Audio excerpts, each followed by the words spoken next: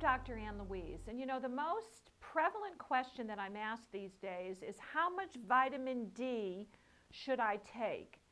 I mean, and that's a pretty important question when you consider all of the research that suggests that a deficiency of vitamin D is absolutely epidemic. And the farther you are from the equator, the higher the incidence of problems, degenerative conditions like MS, heart attacks, falls, fractures, and even cancers of the ovary, the breast, and colon increase. So my question is, I can't even begin to tell you how much vitamin D to take unless you know your vitamin D levels. So do you know your vitamin D levels? Well, if not, then get thee to a lab where you can take a vitamin D test. It's not very expensive at all. You will need a doctor's prescription, and you will need to get a baseline level of vitamin D. Now, what the Vitamin D Council seems to suggest, and they're at vitamindcouncil.org, by the way, so that you can check all this out online, is that most individuals should be aiming for an optimal range of between 50 and 80 ng per ml. And so if you're much lower than that 50 to 80 range that many people are now recognizing as being so optimally healthy, then it's time you do start supplementing, and supplement until you reach that higher level.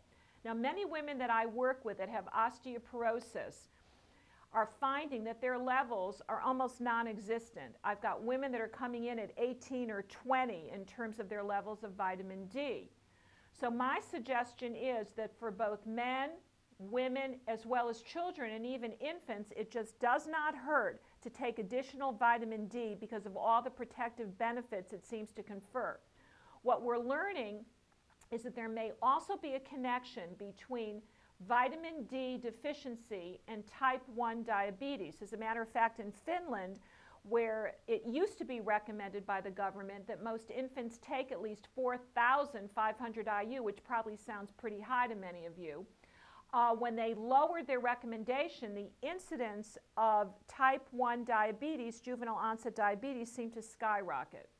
And so vitamin D is definitive. It is the vitamin of the decade, maybe of the century, and I think it behooves all of us to get our vitamin D levels tested.